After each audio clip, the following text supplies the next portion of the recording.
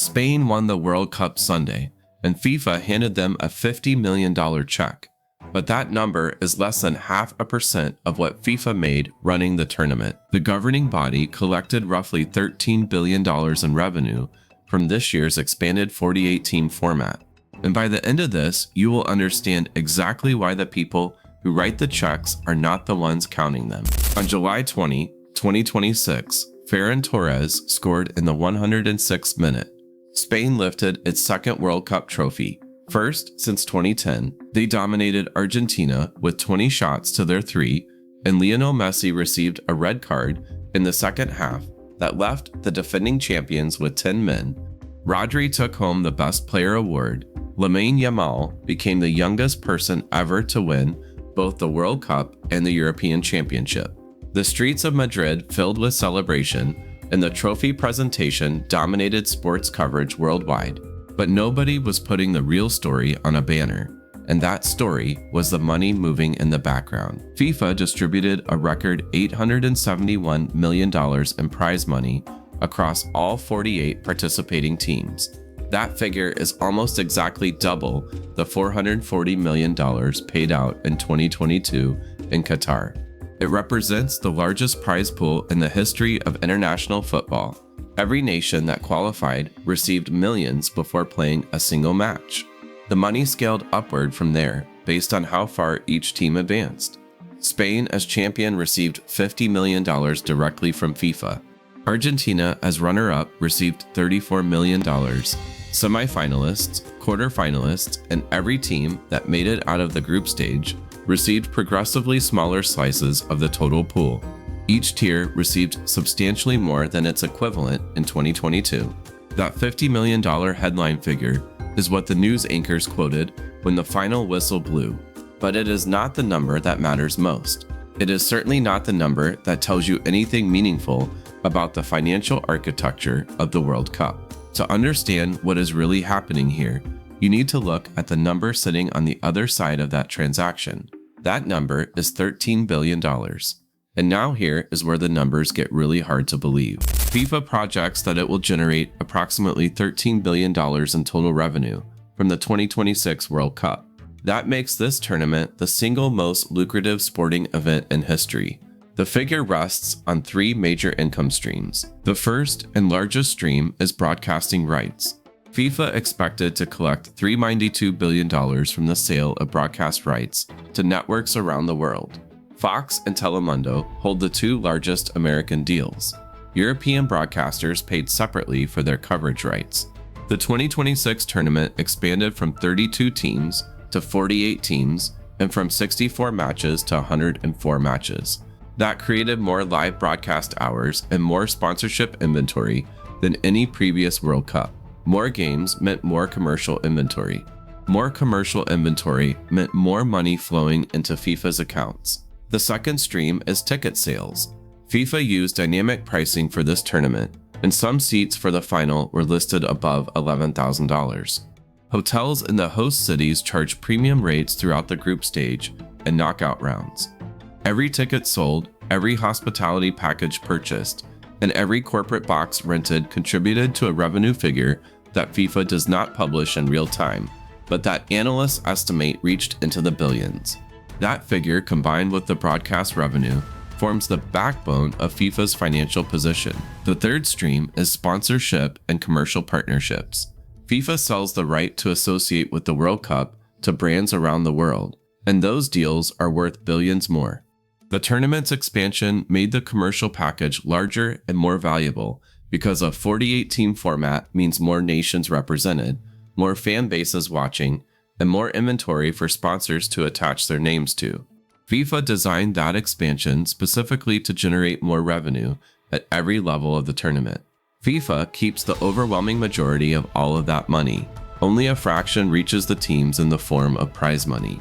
Even that fraction is subject to further distribution by national federations.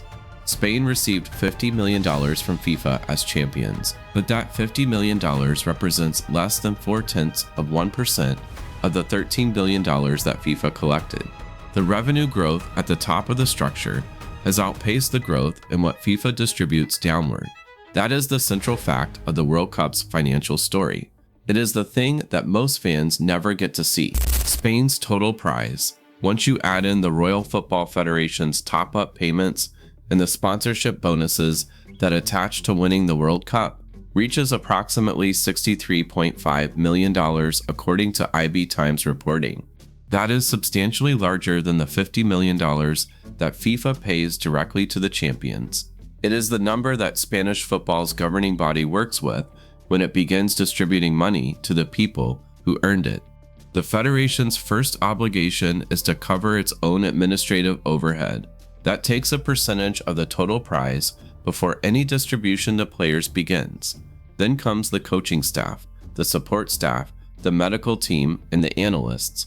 Each receives a share that comes off the top before players see anything. What players collectively receive is further reduced by tax obligations that hit the group hard. The 2026 World Cup was played on American soil. That creates specific tax implications for coaches and staff who earned income from work performed in the United States. For the players, the Spanish tax authorities also claim their share of prize money earned for athletic performance. The combined effect is that the group loses almost half of its collective prize to taxes and federation contributions, according to reporting from Give Me Sport and The Mirror. The individual player take-home, after all of those deductions, is approximately $940,000 per person.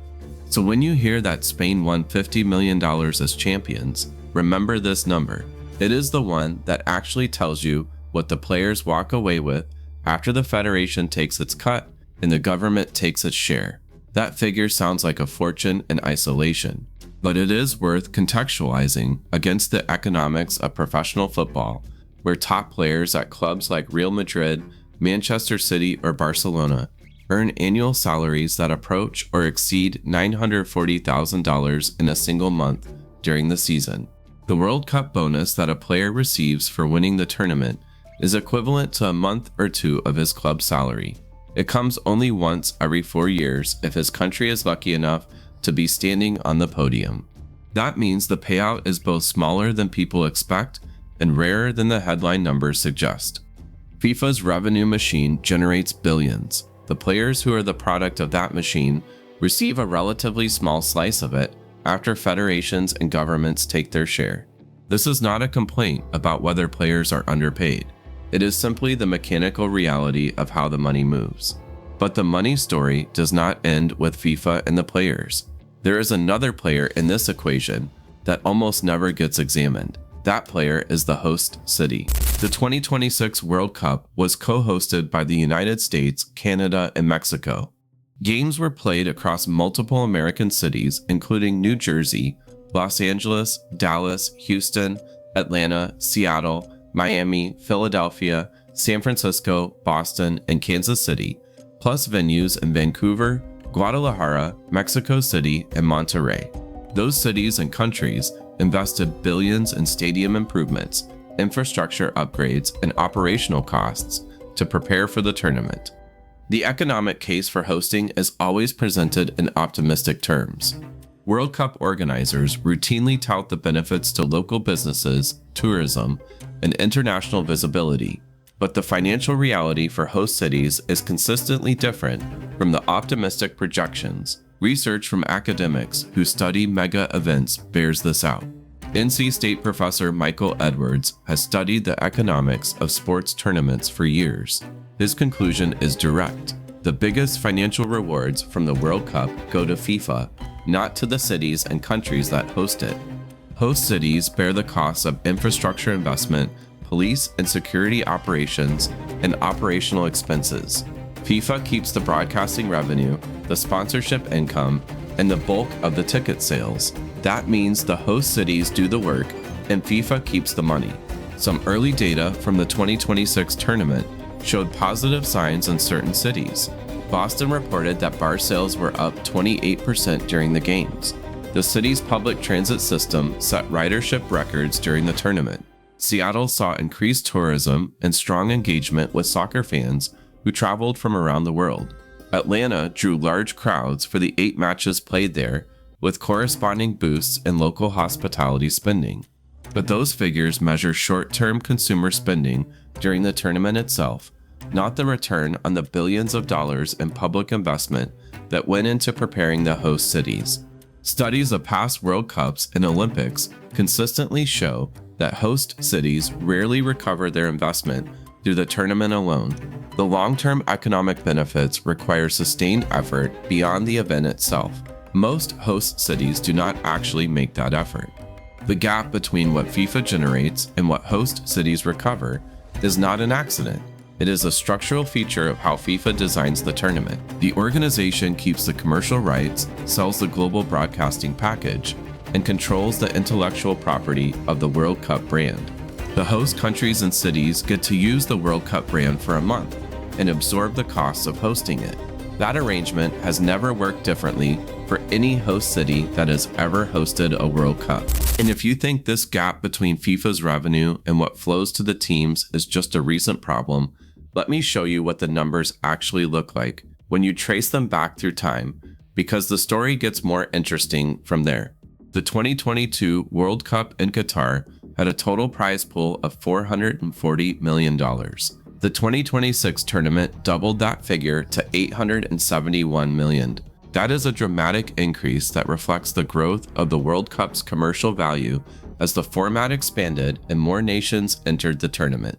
But FIFA's revenue has grown even faster than the prize pools.